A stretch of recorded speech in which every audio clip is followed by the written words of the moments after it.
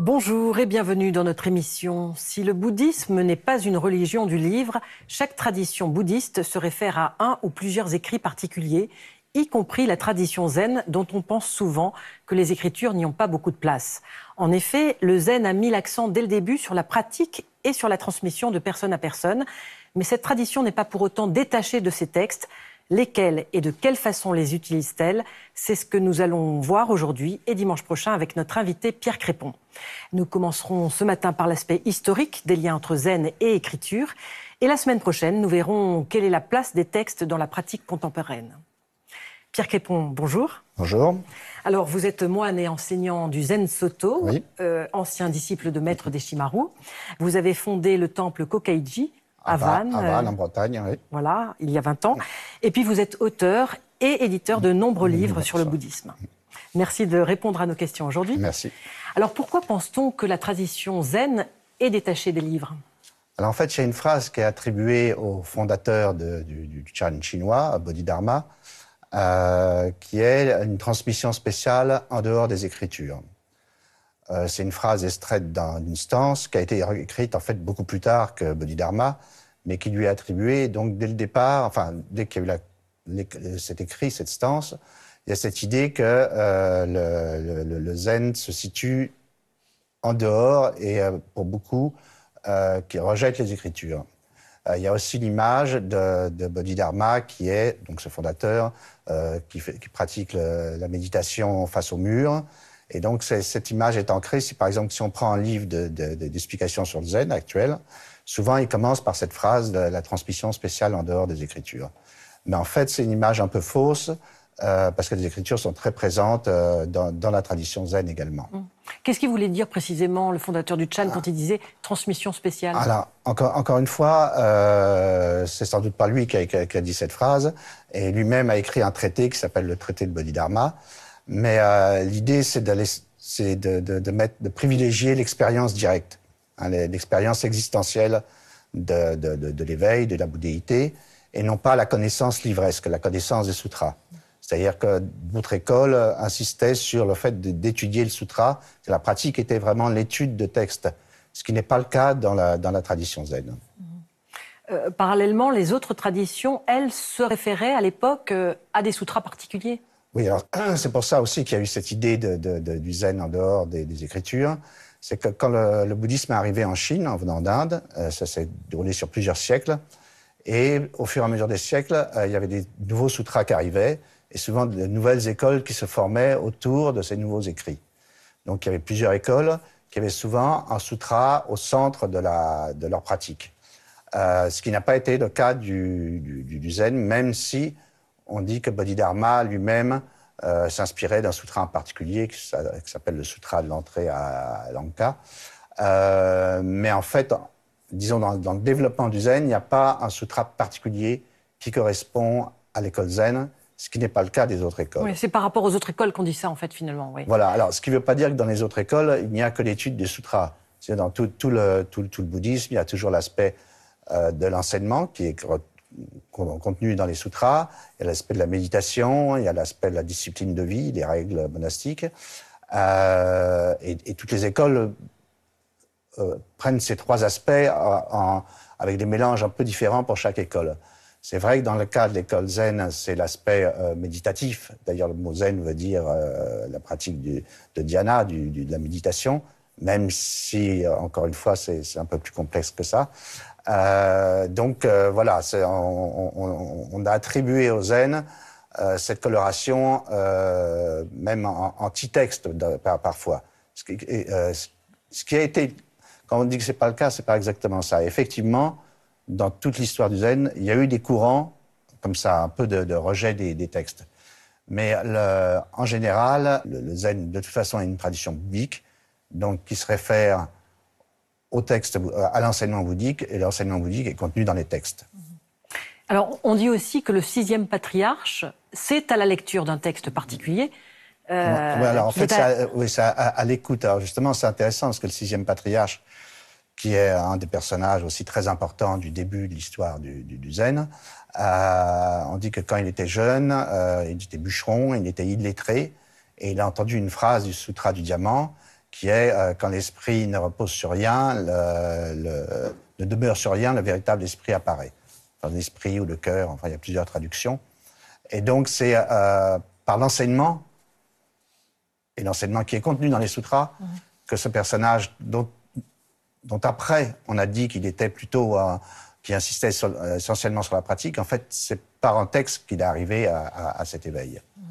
Donc les sutras étaient présents. Les sutras étaient complètement présents et en général les maîtres zen étaient tous, ou en tout cas la plupart des érudits. Hein, il faut pas. La Chine est une civilisation aussi du texte. Donc tous les maîtres étaient souvent des lettrés qui après rentraient dans la tradition zen, mais qui avaient une grande connaissance des textes. Alors justement, au début du Chan, on peut peut-être resituer un petit peu la période. Il s'agit de quelle période exactement? Alors, Bodhidharma, c'est le VIe siècle. Mais en fait, l'école démarre vraiment un peu plus tard, 2 siècles après. C'est-à-dire que les 2 premiers siècles, on ne sait pas trop ce qui s'est passé. À partir du 8e siècle, disons, que l'école, la tradition zen commence à éclore. Et déjà, il y a plusieurs groupes. Selon les groupes, ils développaient tel ou tel aspect de l'enseignement. Donc c'est le 8e, 9e siècle.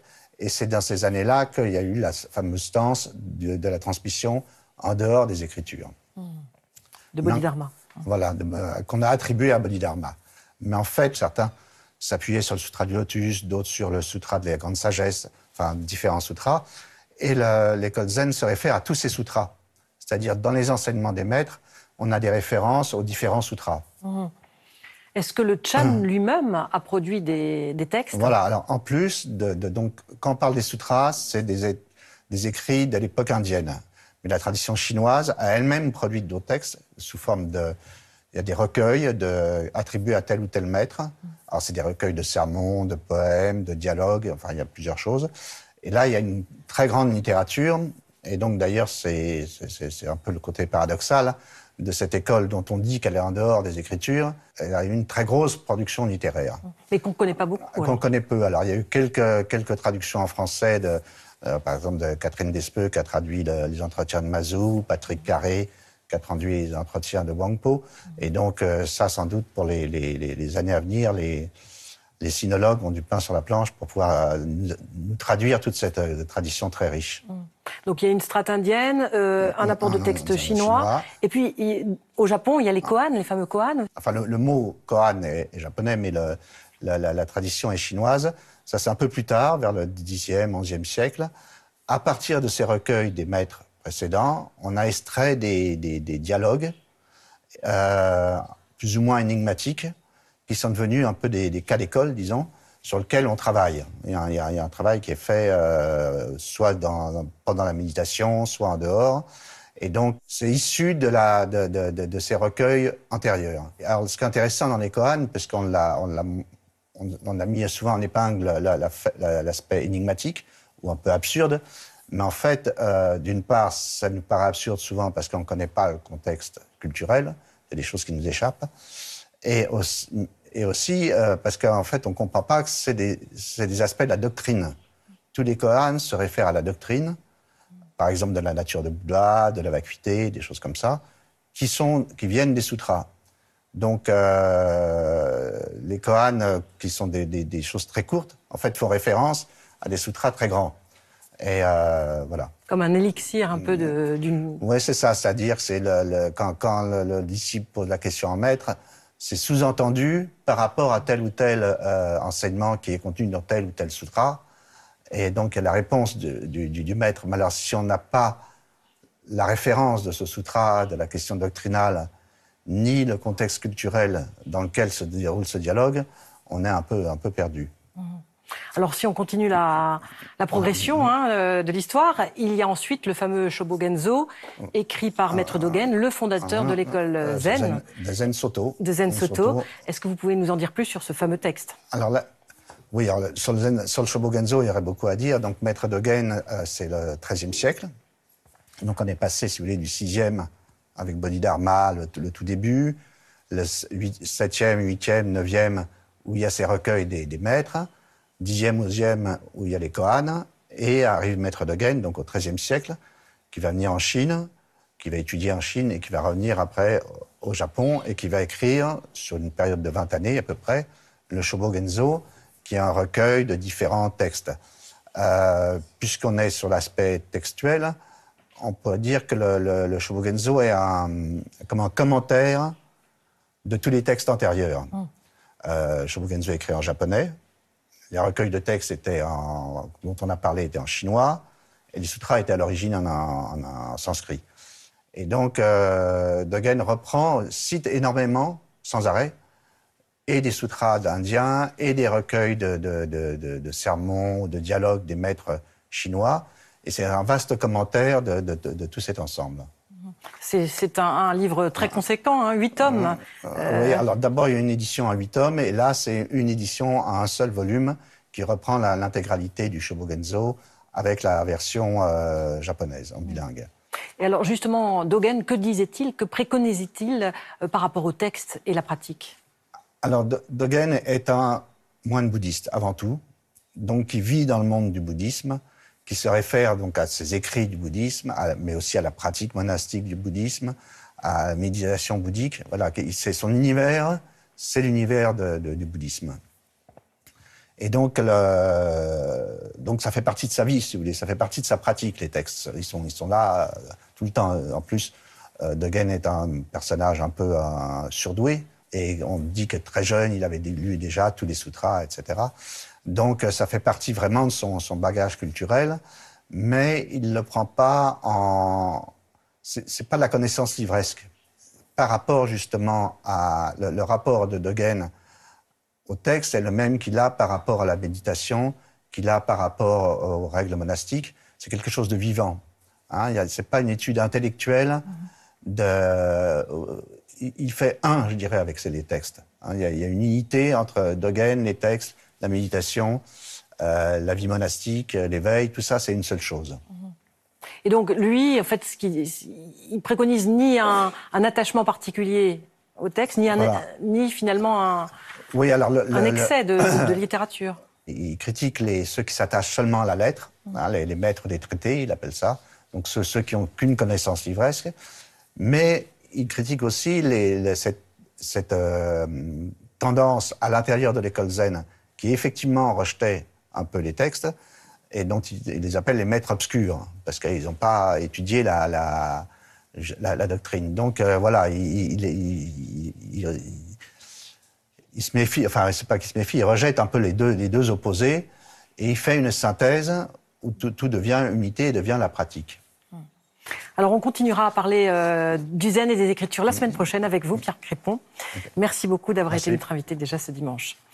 Pour en savoir plus sur ce thème des écritures, voici quelques suggestions de livres. Le Shobogenzo de Maître Dogen, édition intégrale et bilingue, traduit du japonais par Yoko Horimo. Sully Édition, c'est l'œuvre exceptionnelle du fondateur de l'école Soto qui exprime l'enseignement bouddhique à travers la spécificité japonaise avec une résonance universelle. Ce texte est accessible aux francophones grâce à l'immense travail de Yoko Horimo.